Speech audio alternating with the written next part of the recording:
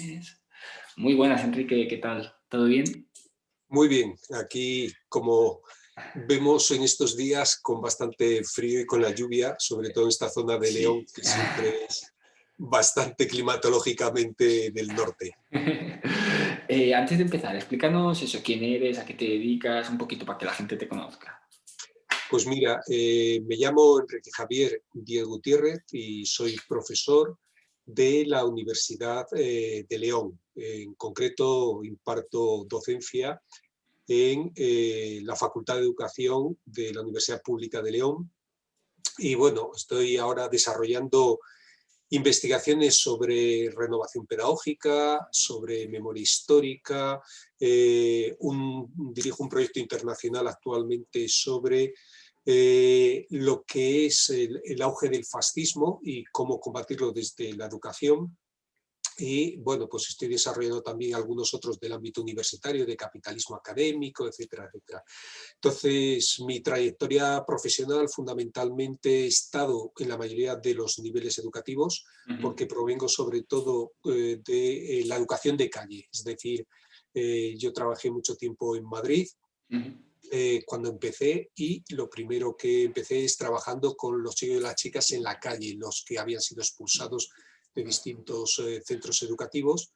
Y también trabajé en centros de mujeres maltratadas, y luego he estado en todos los niveles educativos, y también como orientador en Ah, muy bien. secundaria y en lo que se llama la administración educativa, llevando la inclusión educativa aquí en la provincia de León. Al final me volví a mi tierra, a León, porque me Ujú. dije, Madrid no es para mí. Ciertamente ese modelo del capitalismo que concentra a nivel de escala, Ujú. para ahorrar costes económicos muchas veces en ciudades que son inhumanas y ecológicamente insanas, y me cansé de llevar yo más la bici encima del hombro para ir a la Universidad Complutense a dar clase que poder ir yo encima de la bici. Entonces me dije, Claro. como Paco Martínez Soria, aquello de Madrid no es para mí, me vuelvo a mi pueblo. Claro, te diste, o sea, podrías decir entonces que poco tu trayectoria ha dado, ¿no? Que ahora, bueno, no sé si ya tenías esa curiosidad por investigar este tipo de temas, ¿no? Pero quizás es lo que te ha hecho el clic de ponerte a investigar estas cosas porque lo has visto, ¿no? En tus propias carnes, ¿no? Claro, casi siempre hemos visto la educación como un espacio que era tradicionalmente de ascensor social, que sobre todo para los chicos y chicas y las generaciones que estaban sufriendo sus familias más todo el ataque del neoliberalismo y eran las víctimas del capitalismo, la educación suponía que podía ser un ascensor social. Y eso progresivamente ha ido desapareciendo actualmente la sociedad. De hecho, toda la cultura meritocrática lo que ha Ujú. generado es la aplicación del neoliberalismo también a todos los ámbitos y especialmente a la educación, donde ha aparecido todas las líneas esas del talento, de el éxito, la competitividad, y progresivamente la educación se ha ido vaciando de aquellos elementos que eran los más transformadores, que, bueno, ya los citaba Freire, Pablo Freire, el gran pedagogo de la emancipación, de la liberación, de la educación crítica, y todo eso parece que ha pasado a un segundo plano, y ahora lo importante es cómo preparar al alumnado para el mercado laboral. Y Claro. nos encontramos, yo me empecé a encontrar en Madrid, pero ahora cada vez más, también aquí en León y en todas partes, porque la verdad es que tenemos ahora una red muy extensa a lo largo de todo el estado y trabajamos conjuntamente. Bueno, pues que a la puerta de la clase de educación infantil, cuando salen los niños y niñas en educación infantil, los papás y las mamás, cuando la profe le explica, bueno, pues estamos trabajando la destreza Ujú. psicomotriz, la coordinación con lo manual, el desarrollo psicomotor, y dice, a ver, déjame Pamplina, ¿ya saben leer y escribir? Ostras. Es decir, Ya. parece como una preparación para el mercado futuro laboral. Pero ya ahora, últimamente, ya ni siquiera eso. En Madrid es sobre todo, me comentan que los papás y las mamás ya preguntan, pero ya sabe inglés, Ostras, ya, ya. ya se Claro. comunica inglés. Claro, es el bilingüismo dichoso que lo que está generando es un proceso de segregación Totalmente. clarísimo, donde los hijos de clase trabajadora que no tienen ni apoyo con clases particulares, ni el capital cultural de la familia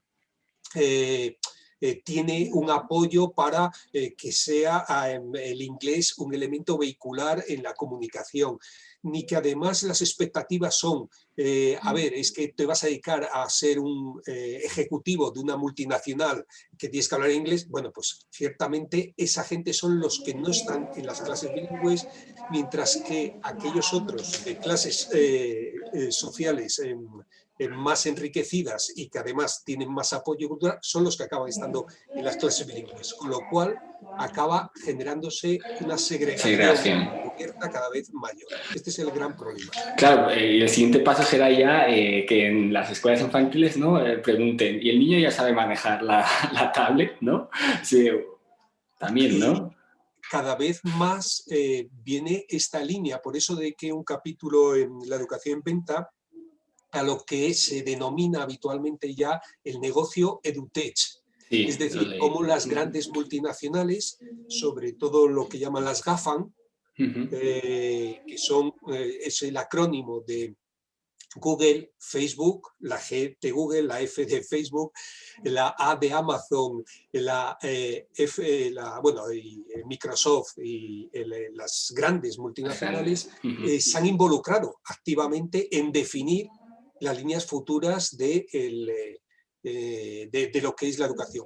Y yo recomendaría a toda la gente que leyera el libro que ha publicado recientemente uno de los mayores investigadores y científicos franceses, que se titula La fábrica de los cretinos digitales, que ha Ya tenido pinta bien el nombre.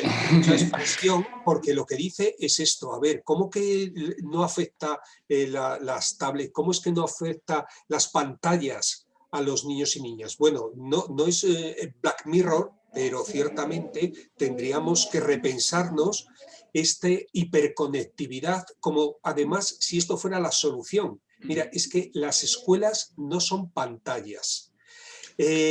La construcción educativa no es simplemente transmisión de conocimiento o que tú mires un vídeo. Necesitamos conexión humana y no hay Totalmente. educación si no hay interacción, convivencia. ¿Quién va a construir a través de una pantalla valores, respeto, tolerancia, capacidad de entender al otro, diálogo? Es decir, no se puede hacer este modelo de soltar a los niños y las niñas en las pantallas y decir eso va a ser la solución y esa es la Ya. educación del siglo XXI basada sobre todo en las tecnologías y además definiéndolas multinacionales que ni siquiera tributan, que el ejemplo que dan es justamente el contrario a lo que pretendemos, que son profundas defraudadoras del bien común y que además la mayoría de sus directivos llevan a sus hijos e hijas a escuelas no conectadas. Anda, eso no sabía, ¿Vale? mira, claro. Es una de las investigaciones que se ha hecho más reciente, es decir, en Silicon Valley Ujú. pagan un dinero gigantesco en las familias que están trabajando allí porque sus hijos no estén en programas, o sea, en escuelas hiperconectadas como las que tenemos aquí. Es que fuerte, ¿eh? Ahora, claro, es que lo que debe haber, ¿no? Los entresijos que debe haber y no sabemos, ¿no? Suerte de libros como el tuyo o de gente, ¿no? ¿Cómo se llama el autor que me dijiste? Que no lo apunté. Pues lo estoy Era- leyendo ahora de Murguet. Es que la pronunciación en francés es un poco complicada, pero se llama en concreto Michel Desmourguet. Vale, lo digo porque si la gente que escuche esto le Sí. interesa, y a mí Pero bueno, mismo sobre también, todo pones en internet La fábrica de claro, cretinos y ya digitales. está. Realmente es un libro que merece la pena leer porque además dice, mira, ya estamos cansados de tantas fake news, ya estamos cansados de tanta periodista que se convierte en experto diciendo barbaridades y entonces basado en la investigación, es decir, cita cientos de investigaciones diciendo es que hay evidencias claras Claro. concretas de que no solo antes de los 2 años son malas las pantallas, sino que el problema es que el uso de las pantallas está quitando vida a los niños y niñas y les hace ser dependientes digitales de una, además, algo que es absolutamente, por eso le llama de cretinos digitales. Dice, claro, el tema es que tú a las pantallas puedes acceder cuando quieras y no vas a tener ningún problema. Es más, es un mito eso de los nativos digitales. Te metes a trabajar. Eso dice, ¿por qué? Porque los chavales jóvenes lo único que saben hacer en Internet en general es ver vídeos de YouTube, buscar en Google, hacer eso, pero tú les pides hacer un análisis crítico sobre la información que reciben en Internet o cómo construir con Internet una presentación que sea, tenga unos argumentos, unos sentidos, dice, y es que se encuentran con las mismas dificultades que cualquier persona mayor. Dice, claro, pero de pequeños, si tú estás dependiente de las pantallas y pierdes la capacidad de comunicación con los otros, de la interacción, el salir y disfrutar de la naturaleza, eso se está construyendo el cerebro, la mente de los peques, y eso es irrecuperable. Mientras que las pantallas las puedes recuperar en cualquier momento, pero eso sí que no lo podemos recuperar. Por lo tanto, hagamos lo humano, lo fundamentalmente que pedimos en educación en esta época, que es lo central, y ya se irán accediendo a las pantallas progresivamente. Si en eso no hay problemas, y además cualquier persona con mínimo de conocimientos básicos puede coger un procesador de texto y ponerse a trabajar sobre él. Y si no, que se lo pregunten a tanta gente mayor en zonas rurales, que con también. ese apagón digital que tienen, con esa brecha digital que tienen, y sin embargo hacen un esfuerzo enorme y se conectan claramente. Claro, claro, y es que, a ver, yo por ejemplo, yo no recuerdo pues eso, en mi niñez no tocar, y no sé, bueno, pues hasta que fue un poco el auge ya que todo el mundo empezó a tener, y ahora, a ver, tampoco es que sea un gran dominante de las tecnologías, pero te adaptas bueno, vas haciendo o sea, que no necesita, o sea, no es tan necesario. De hecho, tuve hace poco una entrevista con un psicólogo experto en trastorno por déficit de atención, y hablaba de esta adicción a las tecnologías, que es incluso hay estudios que lo asimilan a la adicción a la cocaína. O sea, es muy Claro, similar. el problema es que en una sociedad del espectáculo como la que vivimos, con una sobresaturación constante de estímulos audiovisuales que reciben, pero en dibujos animados, en videojuegos, en todo, ¿cómo van a ser capaces después que les pedimos, a ver, vamos a hacer una educación lenta, vamos a leer algo de forma continua, vamos a argumentar, no lea solo el titular, a ver, vamos a leer todo el texto, pero si es que No están se puede, claro. hiper estimulados. Y entonces luego, claro, al final acabamos diciendo, no, vamos a diagnosticarles como trastornos de hiperactividad. Pero no, a El ver, pero sistema usted aquí es tiene que que ver, claro. les sometemos a tratamientos de psicofármacos, es decir, les anfetaminizamos durante un montón de años para que estén tranquilos, y a la vez les estamos sobresaturando de estimulación permanente, porque es que hay que ver un anuncio cambia de plano como 63 veces en apenas segundos. Entonces tú dices, pero si está con esto, un cambio de colores, cambio de estilencia, Claro, de de no sé qué. todo. Entonces, lógicamente, esto no ayuda al modelo que queremos de una educación lenta, que trabaje con la pedagogía del error, que además sea capaz de centrarse en las cosas esenciales y no las periféricas, etcétera, etcétera. Y esto lo hace fundamentalmente un maestro o una maestra. Es decir, por eso la relación humana es fundamental en la educación. Y por eso cuestionamos tanto ahora esta educación a distancia a través de las pantallas, que se hace fundamentalmente muchas veces, no tanto por salud, sino por economía, que este es el gran problema. Porque si fuera por salud, lo que hubiera es destinado de presupuestos escandalosos a educación, no a rescatar bancos como siempre les hacemos, sino educación.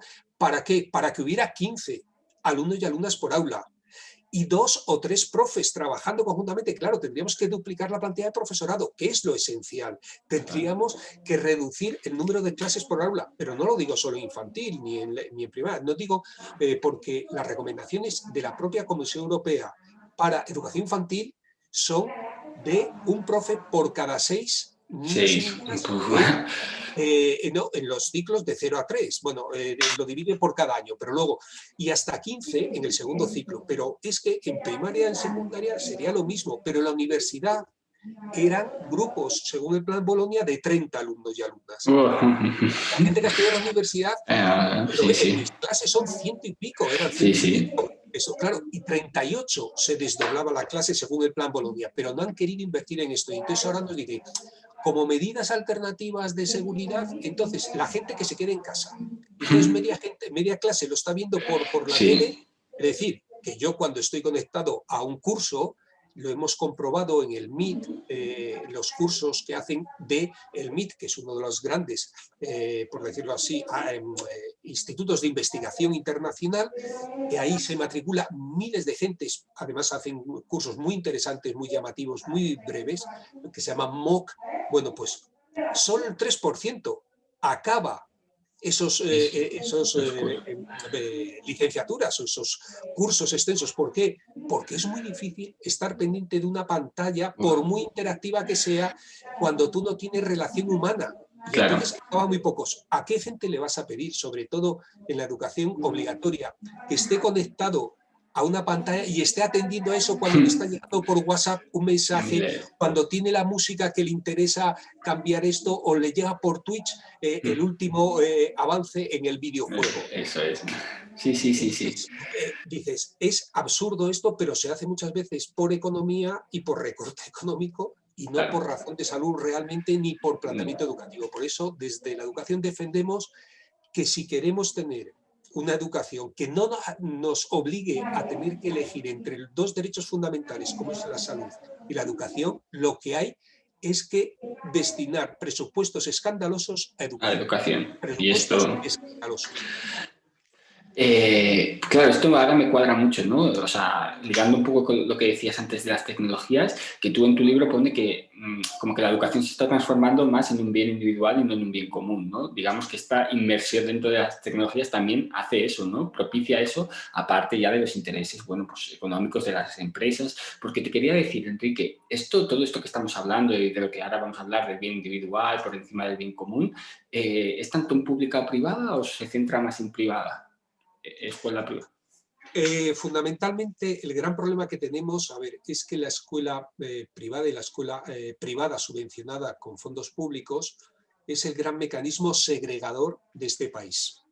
Es decir, esto es lo primero que tenemos que decir claramente, por varias razones. Primera razón, porque todas las investigaciones demuestran de forma taxativa que la mayoría de las veces se elige un centro concertado no por razón ideológica o religiosa o de algún tipo que dices, bueno, es que es mejor la educación. Primero, porque el profesorado ni siquiera ha pasado por una oposición, no digo que no sean buenos, simplemente que al menos hay una garantía del profesorado de la pública que ha pasado por un proceso de selección en condiciones de igualdad, mérito y capacidad. Por lo tanto, hay una mayor garantía, que además hay mayores recursos en la pública, que los resultados en la pública, quitando el elemento de clase social, son mejores que en los de la concertada. Por lo tanto, no había razones de este tipo. Y entonces, las investigaciones que se han hecho, sobre todo en los últimos años, en el año 2016 la Universidad Autónoma de Madrid hizo varias, etcétera, etcétera. Bueno, lo que vienen a concluir claramente es que se elige por clase social. Es decir, que la gente que elige centros privados y privados concertados no quiere que sus hijos se mezclen con los hijos que no son de la clase aspiracional a la que aspiran.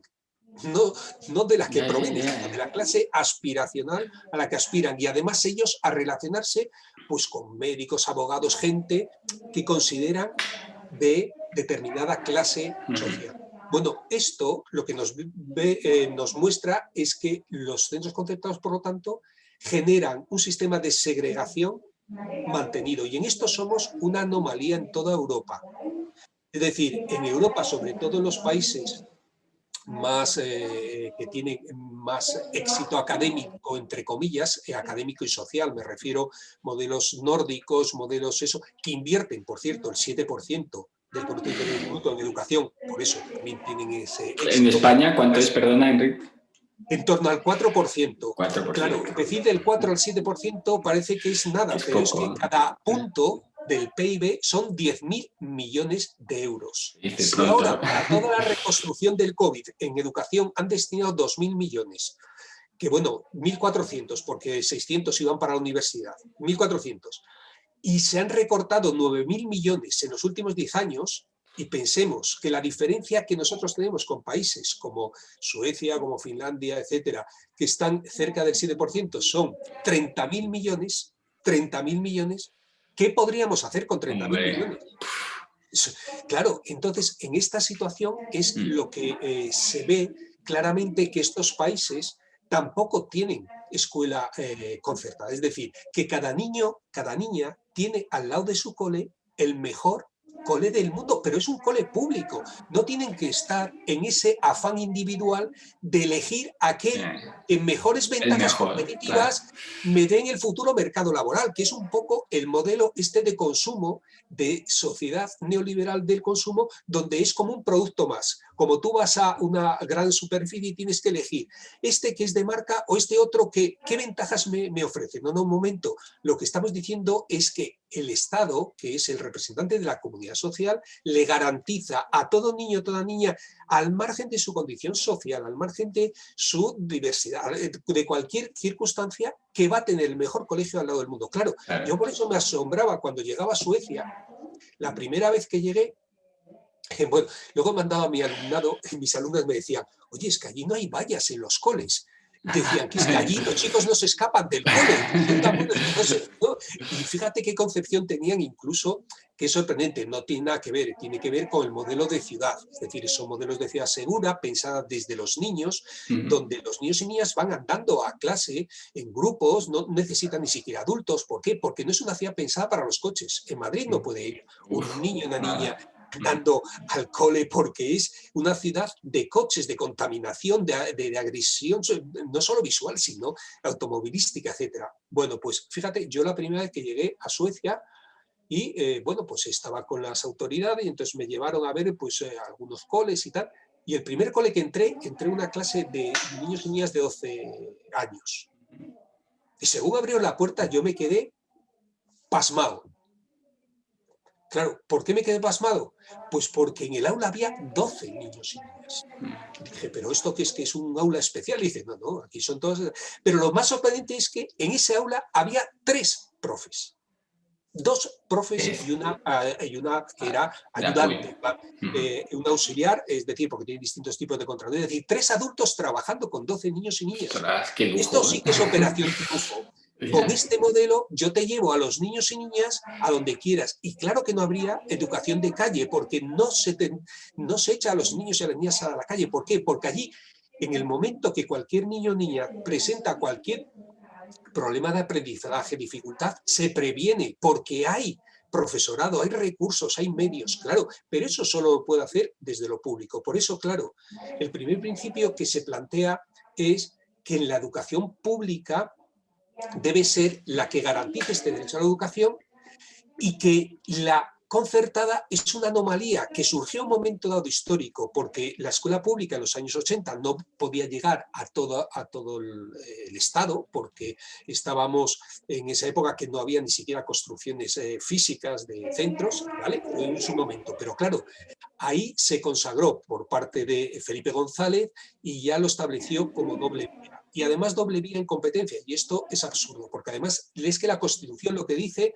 es que tú tienes libertad de creación de centros, pero no que tengamos que pagar las opciones individuales o las decisiones que tú digas, no, yo es que quiero un centro a mi medida y te lo tengo que pagar públicamente, que es lo que reivindica ahora todo el espectro político conservador, neoliberal y extremista, estos del fascismo del partido político este Vox que surgió últimamente. Claro, por eso digo que esto es el gran elemento segregador, pero muchos de los problemas que tú me preguntabas, y esto en la pública, es que muchos de los elementos del mercado, del modelo neoliberal, están introduciéndose también en la gestión pública. Y este es el gran problema.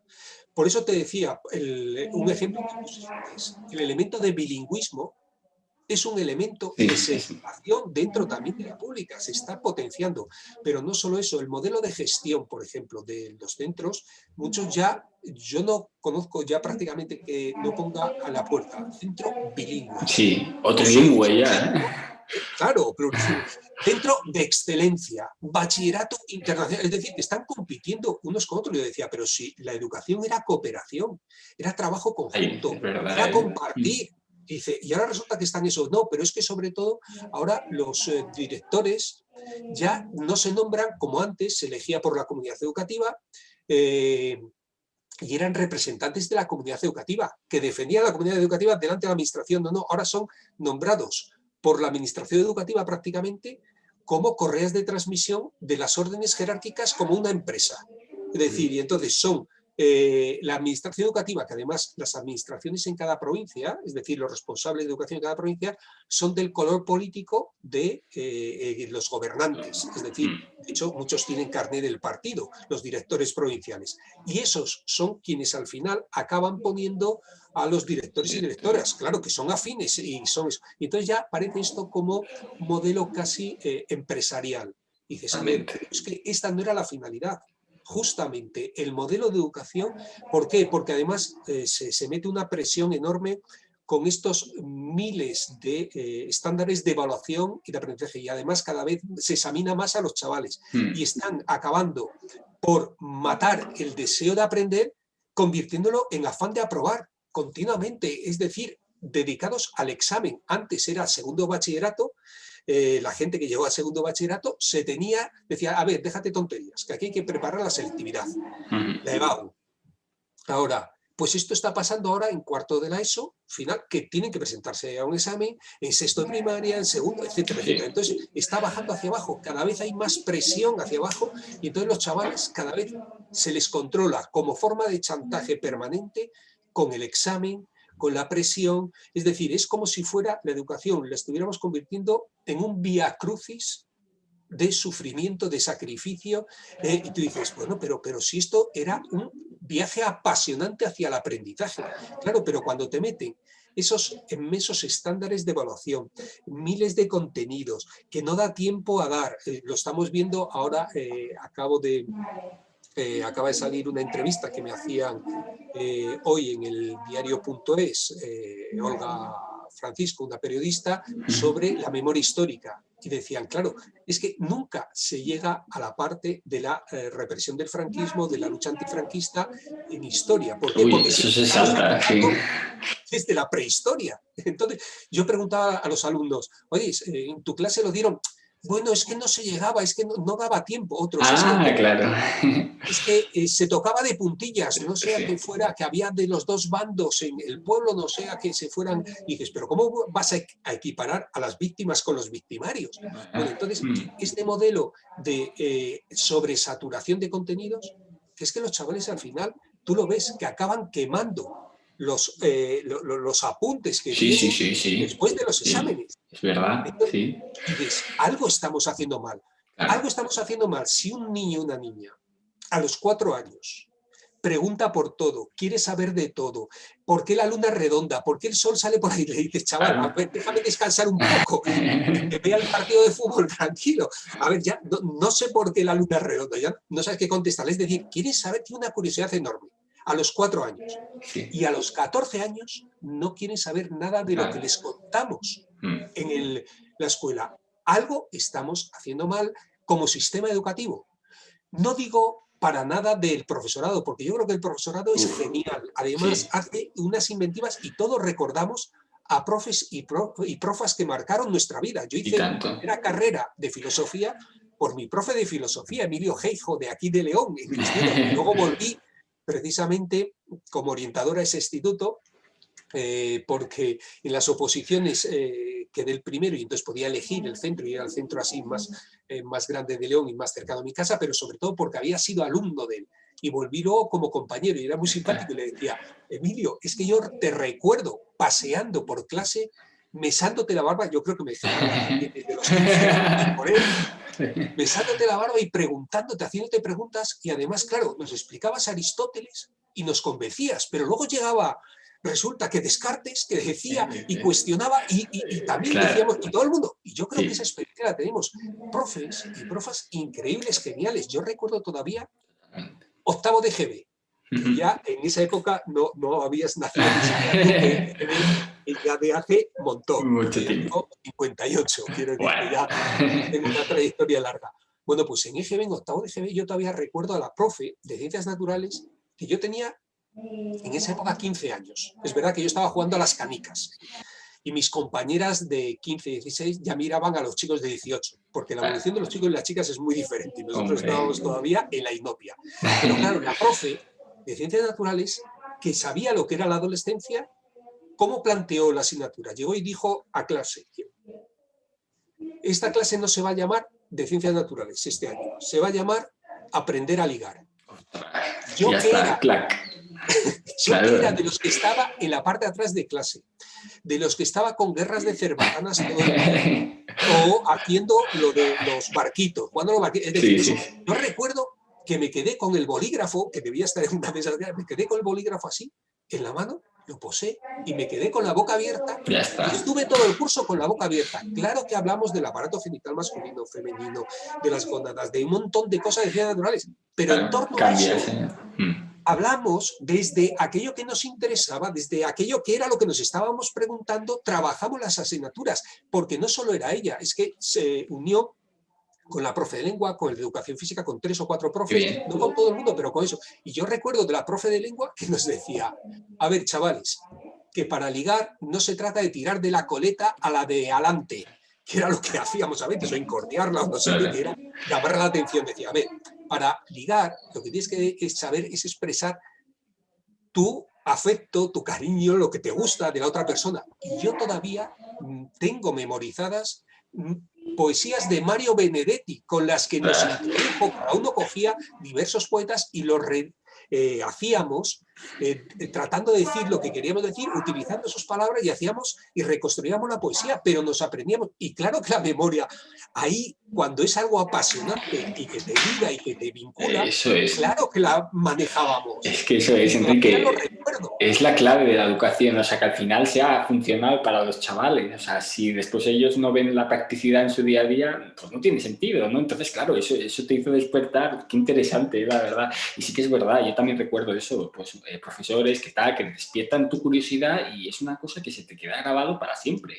O profesores incluso que te ayudaron en momentos, pues yo recuerdo un momento puntual que tuve y te ayudan y eso se te queda. Vamos, o sea, y es que al final el profesorado es lo que tú dices, tiene un mérito porque se adapta además al trajín de leyes que cada año hay, a los cambios que hay y va tirando, va tirando, va tirando. Es que el profesorado es aquí es el que tira el carro un poco, ¿no? Efectivamente. Y las familias, porque Y las además son familias, sí. aliados. Claro, porque yo lo que he visto siempre, muchas veces les decíamos a las familias, si es que nosotros queremos a vuestros hijos tanto, no tanto, Ya. lógicamente, porque eso, pero les queremos enormemente. Y además ves cuando un profe disfruta Y o tanto. cuando un profe sufre en clase, muchas veces en una clase conflictiva, que tú dices, qué difícil es manejarte, no sé qué y tal. Y entonces yo, el sufrimiento del profesorado, yo lo admiraba enormemente. Y entonces sí que trabajábamos muchas veces cuando estaba en orientación, entrando en clase con el profe, cuando te lo pedía él y eso, decir, porque claro, nos decían a los orientadores, a veces nos llamaban al inicio, que fue cuando empezamos con esto de la orientación, de los departamentos de orientación, nos llamaban pakistanís, así en plan de broma, pero con cierta ironía, porque decían sobre eso, ¿pa qué estáis vosotros? Que sois como los Vale, es pakistaníes. que me lo has No dicho, sé tío, qué. no veía la reacción. Era una broma interna entre el profesorado y todo eso. Y claro, yo decía, no, yo no os digo cómo hacer, yo os muestro. Y entonces, claro, en ese sentido tú sí te dan valor y además te reconocen, porque lo que tratas es de mostrar en la práctica, sobre todo, cómo trabajar con el alumnado. Y claro, yo provenía del mundo de educación de calle y a mí no me costaba cómo manejar pues, los liderazgos, cómo manejar un grupo que además a veces puede ser conflictivo, pero que con el humor, con la paciencia, con trabajando desde los intereses suyos, no sé qué. Entonces, claro, si un profe te ve trabajando así, muchas veces es que se da cuenta. Yo eso lo aprendí, fíjate, cuando era educador de calle. Trabajaba en Fuencarral, por cierto, en el distrito municipal de Fuencarral, en Madrid. Mi jefe en aquella época, que era un chavalín como yo, teníamos 23 años igual, yo lo vi una sola vez, pero era el concejal responsable de servicios sociales, era Ruiz Gallardón, que luego fue alcalde de Madrid y demás. Bueno, pues yo era educador de calle, entonces trabajaba también en un centro de integración. Entonces conseguí que algunos de los chavales, bueno, pues volvieran a entrar también. Porque en educación de calle es verdad que son gente ya muy machacada, muy difícil, en el sentido, bueno, pues porque han sido como rebotados de todas partes, han tenido una experiencia muy complicada y entonces darles posibilidades y alternativas es fundamental. Bueno, pues en este centro de integración yo recuerdo que, claro, llegó Rodolfo, yo tenía 23 años y bueno, yo medía unos 70 y pico, pero este medía cerca de 1,90 y era increíble, gigantesco. Llega allí, entraba en octavo de GB, él era en esa época, y le toca la profesora de lengua, María Ángeles, que era mujer, bajita y mayor. Y según la ve entrar, y le digo, no, pues esa es tu profe y tal, porque yo tenía mucha confianza ya con él, y me dice, uy, esa me la como yo con patatas. Bueno, entraron para clase y tal, y entonces yo dije, a ver la que se prepara, porque eso. Y llega el recreo, no sé si habían pasado 3 horas o así, llega el recreo, y entonces estoy por allí andando y viene hacia mí. Y yo me quedo así, digo, ¿qué tal? Digo, ya verás. Y me dice, oyes, si María Ángeles tiene razón, es que hay que dársela. Sí, yo me quedé, digo, Rodolfo, ¿pero qué es esto? Y entonces, bueno, yo estaba tan fascinado con el asunto, porque además el resto de los días siguió así, y el tío estaba con María Ángeles que no, A muerte, ¿no? vamos, que no, me ha ido a apretar gota, que dice eso. Yo me quedé fascinado. Entonces les dije a otros 2 profes, con los que tenía bastante amistad, Rafa y Federico, el de Historia de Educación Física, oyes, ¿por qué no le decimos a María Ángeles que nos deje entrar en su clase para aprender? ¿Cómo es? Claro, yo pregunto esto muchas veces, ahora estaba trabajando con un instituto de La Robla y les preguntaba, ¿cuántas veces habéis entrado en clase de otros profes para aprender y eso? Claro, y esto no es nada habitual y es una de las cosas que tendríamos que tener como práctica general de formación del profesorado, es decir, las aulas de cristal, que se llama entrar en clase de otra gente, que además los chicos y las chicas les valoran para aprender cómo. Y yo recuerdo que entramos los 3, nos dijo, sí, por supuesto. Y bueno, al principio se formó un revuelo, 3 profes que entran allí en clase de otra, y no sé qué, nosotros no sé nada, pero los chavales al cabo de 5 minutos, 7 minutos, se olvidaron completamente de nosotros. Y yo recuerdo 3 cosas fundamentales. Una, que estaba trabajando la Celestina. Nunca he disfrutado tanto ni he aprendido tanto de la Celestina como con esa clase de María Ángeles, porque controlaba no sé qué tal de eso y era fascinante. Pero es lo segundo que más eso, era que no dejaba pasar ningún conflicto sin abordarlo, utilizando lo que estaba trabajando, pero vinculando a todos los chavales y tal. Y tercero, que nos dábamos codazos entre nosotros diciendo, oyes, y yo le decía a Rafa, Rafa, ¿y esto por qué no lo hacemos nosotros? Pero si es de sentido común. Muchas de las cosas, yo aprendí ahí un montón, es decir, y mira que yo provenía del mundo de educación de calle, que tenía un montón de recursos, que trabajábamos de 2 en 2, era eso. Pero a partir de ahí empezamos a formar un grupo, claro, y ese centro cambió radicalmente, porque el momento que ves que algo funciona y otra gente se va uniendo, entonces es como cuando tiras una piedra a un estanque, que genera ondas y otra gente se va uniendo. Claro, en 7 años yo luego hice la tesis doctoral justamente de ese proceso de cambio y la llamé como la famosa novela de la estrategia del caracol, pero aplicado al mundo de la educación. Entonces, ¿cómo se va produciendo un proceso de cambio que no conocía el centro después? Yo todavía, 37 años después, cuando voy por Madrid, porque tengo que ir estoy en el programa de televisión española de la hora de la 1 como experto en educación, entonces tengo que ir de vez en cuando puedo y tengo algún rato, llamo y tal. Oye, nos juntamos y tal. Nos seguimos juntando gente, no solo profesorado de aquella época, sino alumnado y algunas familias todavía. Y nos juntamos y todavía recordamos, porque fue una experiencia increíble, justamente en ese sentido, de construcción de una cultura común, incluso un lenguaje común, porque es que muchas de las cosas las sigas hablando y nos decían los chavales, pero bueno, ¿qué pasa? ¿Os habéis puesto de acuerdo? Y decíamos, justamente, eso se trata, que es que nos hemos puesto de acuerdo y tratamos. Eso es como cuando un papá y una mamá, siempre lo hacíamos de pequeños, ¿no? Si no lo conseguías a través de tu padre, pues ibas donde tu Claro, madre, si no, eso, a ver y si vas cada uno. probando.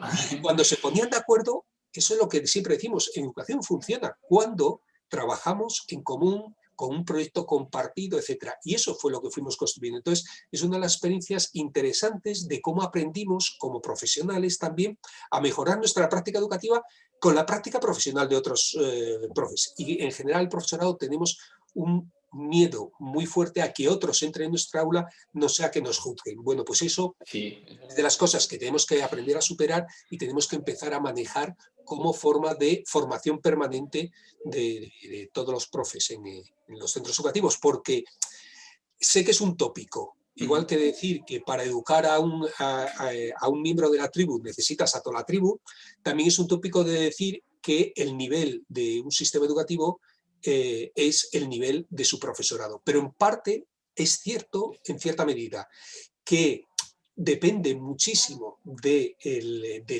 profesorado, de que haya suficiente profesorado, de que trabajen en equipo, de que sigan aprendiendo y se apoyen conjuntamente, que generen culturas comunes, el que realmente mejoremos el sistema educativo y pueda ser realmente al servicio del bien común y de unas futuras generaciones que construyan un mundo más justo y solidario, porque esto es un poco la sí, sí, finalidad de la educación claro. fundamental. Es decir, que las futuras generaciones hereden un planeta sostenible, un planeta que no lo hayamos arrasado y que además no sean admisibles las desigualdades brutales en las que vivimos actualmente y las asumamos como algo, bueno, prácticamente inevitable. Es decir, esto es lo que debería ser la educación. Y esto es un poco lo que plantean los grandes pedagogos de toda la vida. Es decir, ahora las reformas educativas es verdad que se discuten sobre todo con Microsoft, con Amazon, con Apple, Amazon, con Facebook, Toshiba, sí. con CaixaBank. No, no, lo que hay que discutirlas es con la gente que ha aportado en educación. Es decir, nadie se plantearía que las reformas sanitarias se discutieran con Claro, las empresas farmacéuticas, sino de decir, no, hombre, con aquellos que han aportado en educación o en sanidad, qué formas mejores para ayudar a las futuras generaciones. totalmente. ¿Y crees, y ya para ir acabando, estaría toda la mañana hablando contigo, Enrique, porque es muy interesante lo que dices? Además, como yo soy pedagogo también, o sea, Ah, soy pedagogo, o sea, que me interesa mucho este tema y parte de mi trabajo final de grado iba un poco por aquí, ¿no? Por cómo la pedagogía se ha degradado un poco por por esta entrevista, por esta raíz más neoliberal, ¿no? Pero bueno, ya te digo, podemos emplazarlo para otra segunda entrevista. por supuesto. Y para ir acabando, para ti, ya me has dado unas pinceladas, ¿cómo definirías la educación? ¿Qué sería para ti una educación, ¿no? En base a tus valores y a tus creencias? Pues mira, una educación para mí que realmente merezca la pena sería una educación que, primero, permita eh, o esté pensada en función del bien común. Primera cuestión. Es decir, no de yo personalmente, que es ahora cómo se está construyendo, lo que se llama la construcción educativa del sujeto neoliberal, que yo he publicado bastante sobre eso, y hay un filósofo de moda ahora, que yo siempre recomiendo leer, es coreano, aunque está afincado en Alemania, y los libros que publica están editados aquí en España, traducidos y editados por la editorial Herder. Son muy finitos, son muy breves ahora en esta sociedad así, y se llama el apellido. Digo el apellido porque es Vale. Bel-Chung Han. Se le conoce con H-A-N, entonces psicopolítica, la sociedad del conocimiento, la sociedad del espectáculo, la sociedad del cansancio, etcétera. Bueno, tiene una serie de publicaciones muy interesantes que justamente reflejan esto. Es decir, cómo están construyendo un modelo de ser humano como empresa de sí, que se basa fundamentalmente en el egoísmo competitivo y cómo esto está generando una pedagogía del egoísmo, del sálvese cada uno y esto. Bueno, por lo tanto, el primer elemento, la educación tiene que estar pensada en función del bien común. Y esto es una radical posición completamente distinta. Y nosotros por eso utilizamos términos como justicia social, solidaridad, emancipación, que plantean que la educación debería estar pensada, imagínate, contenidos. Yo lo pondría, le daría la vuelta a la tortilla y diría, no, las asignaturas no tienen que ser matemáticas, lengua, conocimiento del medio, no. Las asignaturas tienen que ser ecología, las asignaturas tienen que ser los grandes problemas que tiene la sociedad actualmente, derechos humanos. Las asignaturas tienen que ser lo que está viviendo la sociedad, comunicación digital y fake news. Y en torno a eso, como transversal, claro, se deberían trabajar la lengua, las matemáticas, el conocimiento del medio, la educación física, la plástica, la musical, es decir, en torno a aquello que realmente sirve a la especie humana y nos ha servido para construir y para repensar un mundo. Es decir, partir no solo de las necesidades y de los intereses del alumnado, sino además, como tú decías muy bien, que sea funcional, es decir, que sirva para construir una sociedad más justa y mejor en función del bien común. Claro, todo esto conlleva un modelo, si yo digo eso de contenidos o de currículum, yo diría un modelo metodológico muy diferente. Claro, ya no se trata de cuando llegas a un departamento que te pregunten ¿por qué tema vas? No, yo voy por el tema 14, yo voy eso. ¿Y tu alumnado por qué tema va? Ah, no sé. Yo fui, le conté lo que venía en el libro de texto con otras palabras y seguía al siguiente tema. No. A ver, lo que se trata de metodología no es de una metodología de expositiva únicamente, que yo digo, hay momentos expositivos geniales y claro que lo tienes que utilizar. Igual que la memoria, por supuesto, pero no ese es el elemento central, sino que el elemento central metodológicamente es trabajemos desde lo que hemos dicho siempre, y lo ha dicho siempre la pedagogía, que tú habrás estudiado claramente, y los grandes pedagogos. Metodología cooperativa, es decir, proyectos cooperativos, trabajo por proyectos de Kilpatrick en la secundaria, o como se hace siempre en infantil, que es que lo que habría que cambiar es radicalmente el modelo que yo pretendo de toda la educación obligatoria, yo estoy hablando de educación obligatoria, que es por la que pasa el 100% de la población española. Eso es. Tendríamos que, dicho esto entre comillas, que se entienda, infantilizar la educación obligatoria. No secundarizarla como se está haciendo, es decir, la mayoría del profesorado de secundaria repite lo que él ha vivido. Porque el máster es absurdo, el máster está tal como está montado, debería ser mucho más tiempo, mucha más práctica, y porque si no, no hay formación suficiente. Y entonces, ¿qué es lo que acaban haciendo? El profesorado de secundaria, que luego te encuentras geniales pedagogos y pedagogas que se autoforman efectivamente, pero en general lo que tienen es a reproducir lo que ellos han vivido, que es lo que fue la universidad, y por lo tanto dictar apuntes, tomar notas y eso, volver a exponer esto. Y esto no es el método. Por lo tanto, lo que necesitamos fundamentalmente es lo que se hace en infantil, que se haga hacia primaria y secundaria, no al revés, es lo que se hace en la universidad, presionar para que se haga, y cuanto antes llegar al último tema. No se trata de eso. Una educación lenta. Y una educación lenta significa que los procesos educativos son procesos lentos, reflexivos, tranquilos, que no pasa nada.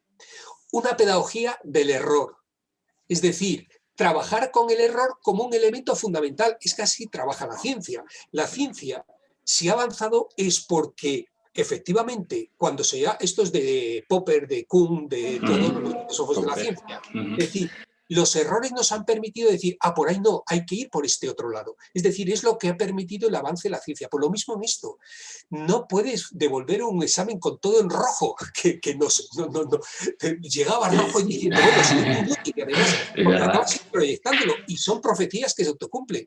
Yo al final de cada clase suelo decir, oye, es que bien me lo he pasado con vosotros, ¿cómo he disfrutado? Y la gente, claro, podemos ser recompensantes, que no nos cuesta nada, que estamos tan acostumbrados siempre a despotricar de los otros, a criticar. Yo hago este ejercicio, a ver, dime de tu padre 3 críticas, piénsalas. Entonces todo el mundo empieza rápidamente a pensar, digo, no, pero no las digas en alto, no, pero todo el mundo rápidamente. Digo, ahora dime 3 cosas positivas, pero en alto. Y la gente empieza a decir, bueno, pues que es majo, y ahí se queda. Digo, es que estamos muy poco acostumbrados a ser recompensantes. Y esto es necesario decir a la gente lo bien que lo ha hecho, que casi siempre damos por supuesto que lo tiene que hacer bien y no sé qué, y apenas lo Sí, es hacemos, verdad. y casi siempre damos cosas en rojo, decimos esto es mal. No, no, lo que se trata es, si esto no era así, no era esta fórmula, yo te planteo, ¿por qué no repensamos entre los dos cómo debería ser, qué alternativa? Pero para eso, claro, hay que tener 15 alumnos por aula, hay que tener, uno de los artículos que publiqué el año pasado y que más se extendió viralmente, se titulaba ¿Se puede educar sin exámenes? Bueno, Porque claro, es ya sugerente el título, Enrique. planteaba cómo es posible educar sin exámenes, cómo se debe educar sin exámenes y cómo esto se tiene que plantear, pero claro, en grupos reducidos, donde yo pueda trabajar con los chicos y chicas de forma personalizada, atender a la diversidad, trabajar de forma inclusiva, claro, porque la metodología tiene que ser fundamentalmente no como metodología solo, sino como filosofía de educación esencialmente inclusiva. ¿Qué significa esto de inclusiva? ¿Por qué le llamamos inclusiva y no de integración, sino dar un paso más?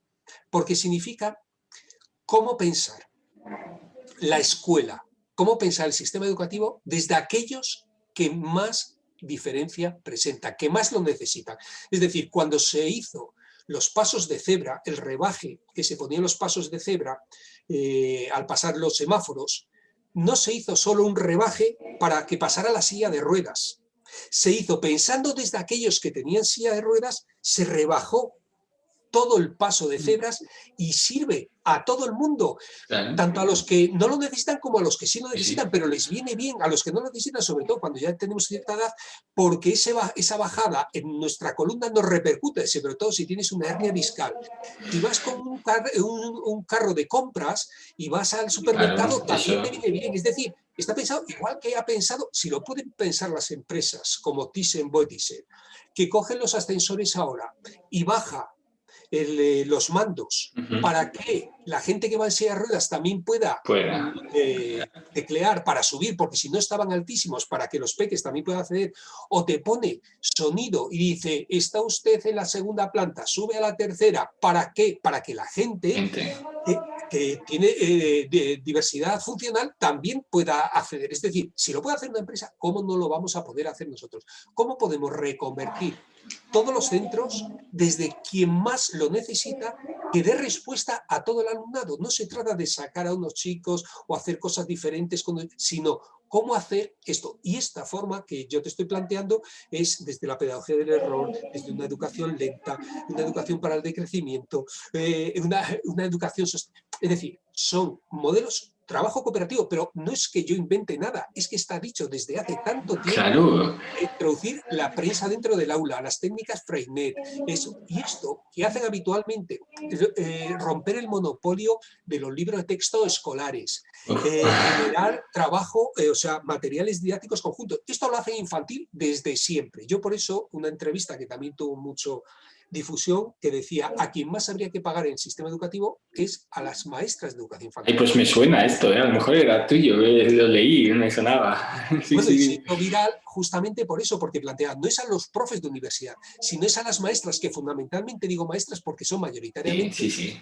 mujeres, porque es una profesión fundamentalmente feminizada, aunque cuando vas a los centros te encuentras con que el único hombre en infantil es el director. Bueno, eso sería otro tema también para Sí, ese trabajar, es porque un hemos tema. investigado Mm. sobre eso profundamente, el tema de género en la educación. Bueno, pues realmente si esto se está haciendo desde infantil y además es en la época crucial para los niños y niñas, que es justamente cuando se están generando todo su sistema neuronal, cuando están desarrollando toda su capacidad de relación, de desarrollo de la personalidad, y es en el momento crucial, es con ellas con las que más tenemos que contar. Claro que el resto del profesorado también, pero es justamente al revés de lo que hacemos ahora. Por eso Claro. digo invertir, porque son las que menos ganan, por desgracia, esto. Sí. Y claro, si tú quieres reconocer socialmente, también tienes que reconocer Y económicamente el tanto, esfuerzo que totalmente. hace.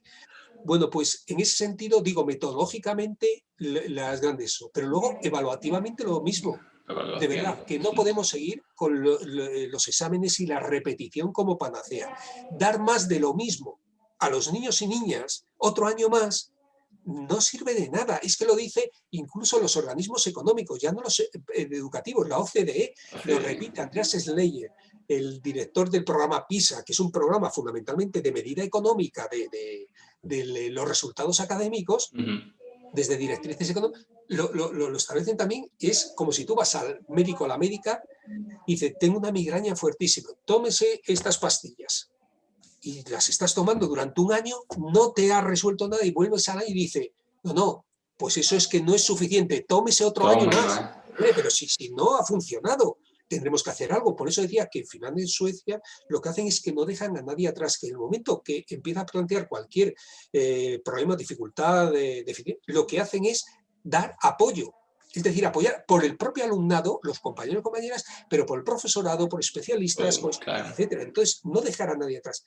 Esto es tan sencillo. Por lo tanto, la repetición, que en España sigue siendo la panacea y en parte el sistema que te permite librarte de aquellos que tienen más dificultades en los cursos superiores y les viene a mucha gente y lo defiende mucha gente justamente por eso, tenemos que cuestionarla y tenemos que cuestionar también los exámenes.